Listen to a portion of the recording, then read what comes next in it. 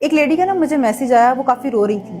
اور میں نے ان کی بات سنی تو اس کا لب لباب یہ تھا کہ ایک عالم دین تھا جنہوں نے ان سے وعدہ کیا کہ وہ ان سے نکاح کریں گے، اور ان کی نیت باقی نکاح کی بھی تھی، لیکن پھر کیا ہوا کہ وہی جو گھر والے نہیں مانے، اور اس عالم دین نے جو کہ وہ پڑھ رہا تھا یا وہ پڑھ رہے تھے، جو بھی ان کی ایج تھی مجھے نہیں پتا، انہوں نے اپنے گھر والوں کے دباؤ میں آ کے اس لڑکیوں کہا کہ جی میں نے آپ کو کیا بلاک اور شادی نہیں ہو سکتی۔ تو اس بچی کا سوال مجھ سے یہ تھا کہ کیا اللہ سے خوف رکھنے والا بھی ایسا ہوتا ہے؟ کیونکہ وہ تو عالم دین ہے نا۔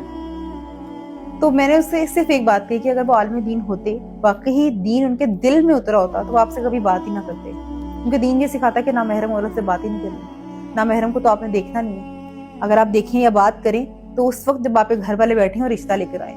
عالم دین وہ ہوتا ہے جو آپ کے گھر رشتہ لے آتا ہے۔ تو ان لڑکیوں سے گزارش ہے کہ اگر کسی نے اپنی ڈی پی میں ٹوپی پہنی ہوئی ہے یا وہ عالم بن رہا ہے